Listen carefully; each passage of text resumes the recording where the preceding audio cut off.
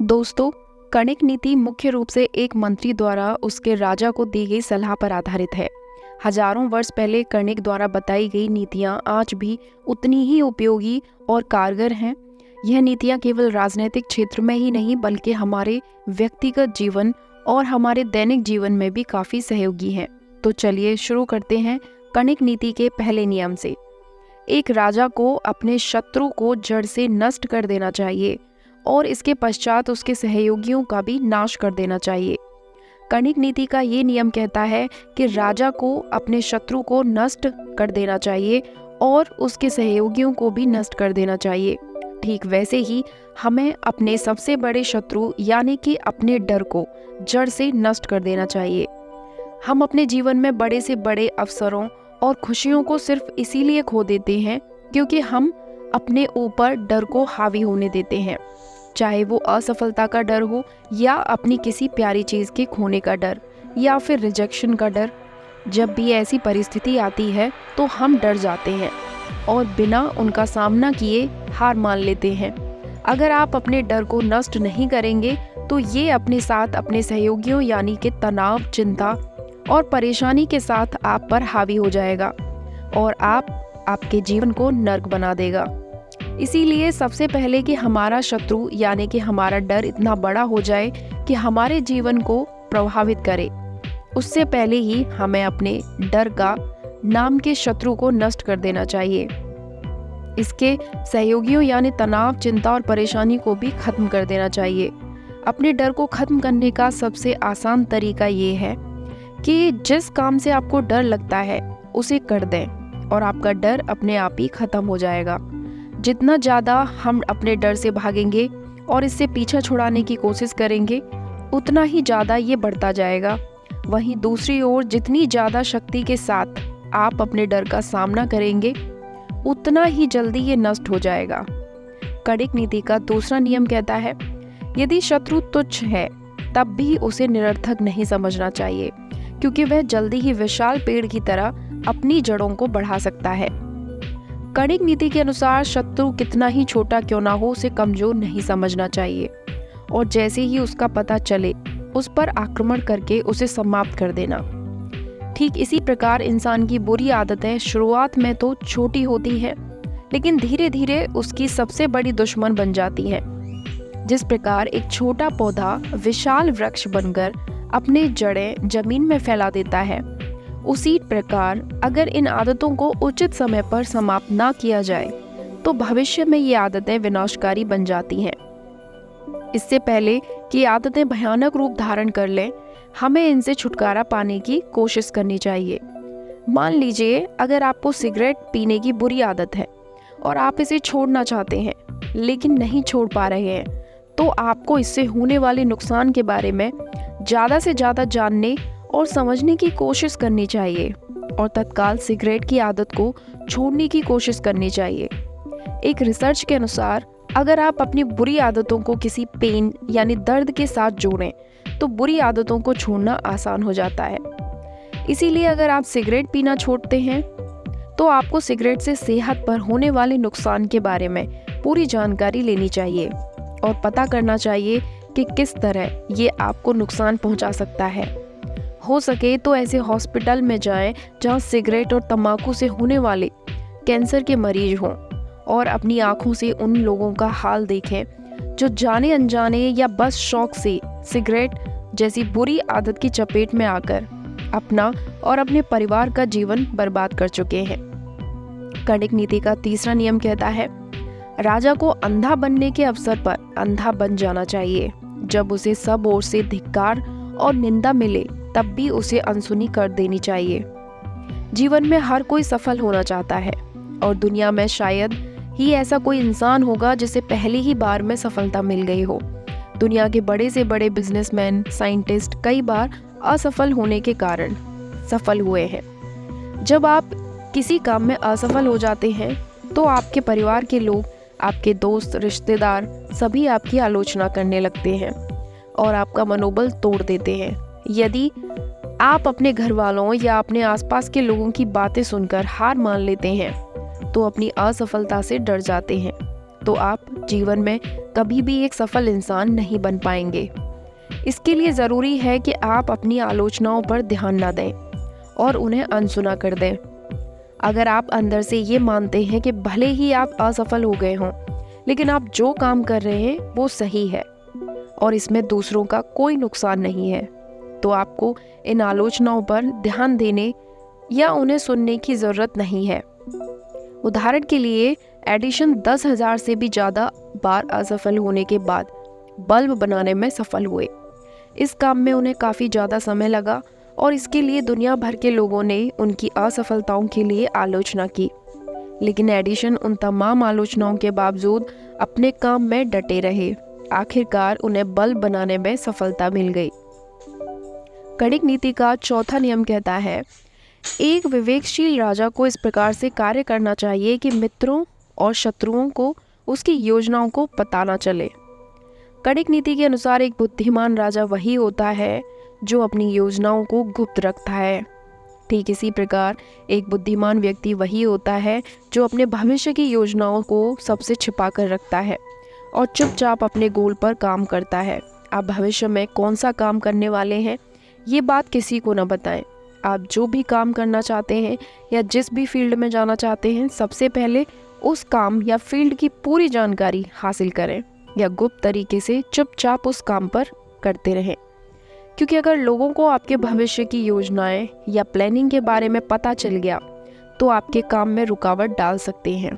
वे आपको उस काम में असफल होने के सैकड़ों कारण बताएंगे, जिसकी वजह से आपके अंदर उस काम को लेकर नेगेटिविटी बढ़ जाएगी और आपको खुद पर डाउट होने लगेगा।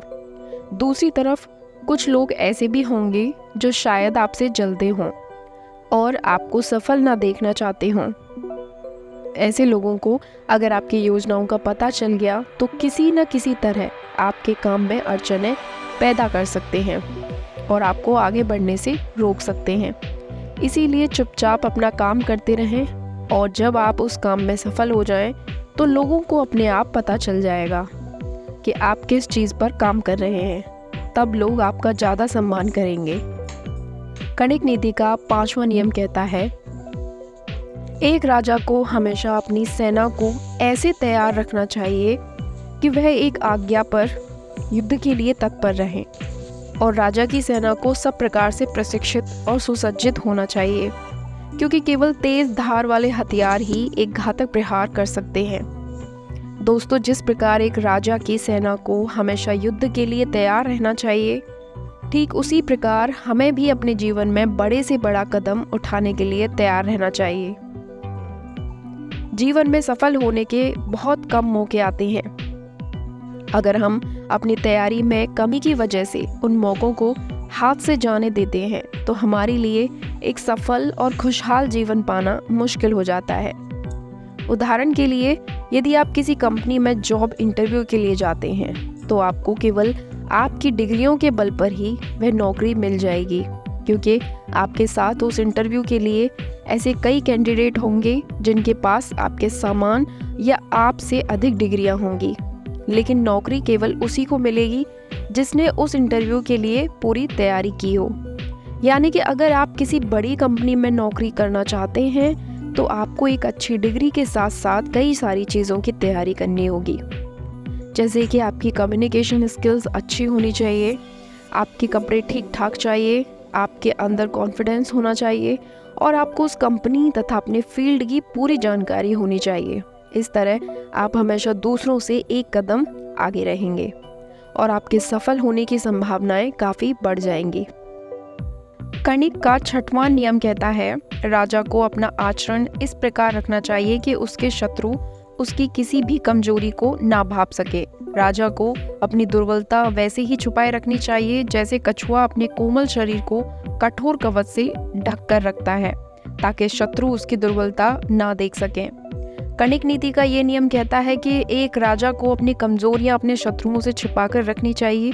ठीक उसी प्रकार हमें अपनी कमजोरियों को दूसरों से छिपाकर रखना चाहिए, क्योंकि अगर आपकी कमजोरियां दूसरों के सामने आ जाएं तो इसके काफ़ी हानिकारक परिणाम हो सकते हैं। चाहे आप शारीरिक, मानसिक या आर्थिक किसी भी रूप से कमज़ोर हों, आपको ध्यान में रखना चाहिए कि आपकी कमजोरी दूसरों के सामने जाहिर ना हो, क्योंकि जैसे ही लोगों को आपकी किसी कमजोरी का पता चलेगा, वे आपको नीचा दिखाने और आपका मजाक उड़ाने का कोई भी मौका नहीं छोड़ेंगे। जिस प्रकार एक कछुआ अपने कोमल शरीर को कठोर कवच से ढककर रखता है, उसी प्रकार भले ही हम अंदर से कमजोर हों, लेकिन अपनी इस कमजोरी को छुपाते हुए हमें बाहरी रूप से हमेशा अपनी छवि एक मजबूत और ताकतवर इंसान के रूप में प्रस्तुत करनी चाहिए। ऐसा करने से दूसरे लोग आपका मजाक उड़ाने की जगह आपका सम्मान करेंगे। कणिक नीति का 7वां नियम कहता है, यदि आप जिन पर विश्वास करते हैं और आपके शत्रु साबित होते हैं तो आपका विनाश होना निश्चित है। एक राजा को अपने विश्वास पात्र को बुद्धिमानी से चुनना चाहिए। दोस्तों, हम में से हर किसी का एक दोस्त या साथी होता है जिसे हम अपनी सारी बातें शेयर करते हैं। हम उनसे अपने सुख दुख, अपने सीक्रेट सब कुछ शेयर करते हैं, लेकिन अगर भविष्य में दोस्तों के बीच मनमुटाव हो जाए या फिर उनकी दोस्ती में दरार पड़ जाए तो ये दोस्ती आगे चलकर विनाशकारी साबित हो सकती है। ऐसा इसीलिए क्योंकि आपके दोस्त को आपकी ऐसी काफ़ी सारी सीक्रेट्स पता हैं जो यदि दुनिया के सामने आ जाएं तो या दूसरों को पता चल जाए तो आपकी काफ़ी बदनामी हो सकती है और आपको नुकसान पहुंच सकता है। इसीलिए हमें हमेशा सोच समझकर दोस्त बनाने चाहिए और सिर्फ ऐसे लोगों को ही अपने पास रखना चाहिए जिन पर हम विश्वास कर सकें। हो सकता है कि आपका दोस्त आपके भरोसे के लायक हो, फिर भी आप हमेशा सतर्क रहें और जहां तक हो सके अपने सीक्रेट्स केवल अपने तक ही सीमित रखें, क्योंकि अगर आप अपने सीक्रेट्स खुद को सीक्रेट नहीं रख सकते तो दूसरों से भी ऐसी उम्मीद ना रखें कि वे आपके सीक्रेट्स को गुप्त रखेंगे। किसी भी कार्य को शुरू करने के पश्चात राजा को वह कार्य अवश्य पूरा करना चाहिए। कणिक नीति के अनुसार अगर राजा कोई काम शुरू करता है तो उसे वो काम ज़रूर पूरा करना चाहिए। इसी तरह जीवन में ऐसे कई मौके आते हैं जब हम कोई काम करना तो शुरू कर देते हैं लेकिन उस काम को पूरा नहीं करते। यदि दो पक्ष समान रूप से शक्तिशाली हैं और जीत अनिश्चित है तो दोनों को साथ मिल जाना चाहिए, इससे समृद्धि बढ़ती है। बचपन में हम सब ने उस बूढ़े किसान की कहानी सुनी है जो लकड़ी की गठरियों की मदद से अपने बेटों को एकता की शक्ति के बारे में बताता है। एकता में सचमुच इतनी ताकत है जिसकी मदद से दुनिया के बड़े से बड़े लक्ष्य को भी हासिल किया जा सकता है। यदि आप कोई ऐसा काम करना चाहते हैं जो काफ़ी बड़ा और मुश्किल है तो आपको अपने साथ ऐसे लोगों को जोड़ना चाहिए जो आपके गोल में इंटरेस्टेड हो। इस तरह आप अपने गोल तक बहुत जल्दी पहुंच सकते हैं और इससे आपकी सफलता भी काफ़ी बड़ी होगी। कणिक नीति भी हमें यही सिखाती है कि यदि दो लोग समान शक्ति रखते हैं तो उन्हें एक दूसरे से लड़ने की बजाय आपस में मिलकर काम करना चाहिए। उदाहरण के लिए किसी जंगल में अगर दो शेर हों तो वे एक ही शिकार को पकड़ने के लिए अलग अलग कोशिश करने में अपनी ऊर्जा नष्ट नहीं करते, बल्कि एक साथ मिलकर घात लगाकर शिकार करते हैं। मन में क्रोध भरा हो तो भी ऊपर से शांत बने रहें और हंसकर बातचीत करें। क्रोध में किसी का तिरस्कार ना करें। किसी शत्रु पर प्रहार करते समय उससे मीठे वचन ही बोलें।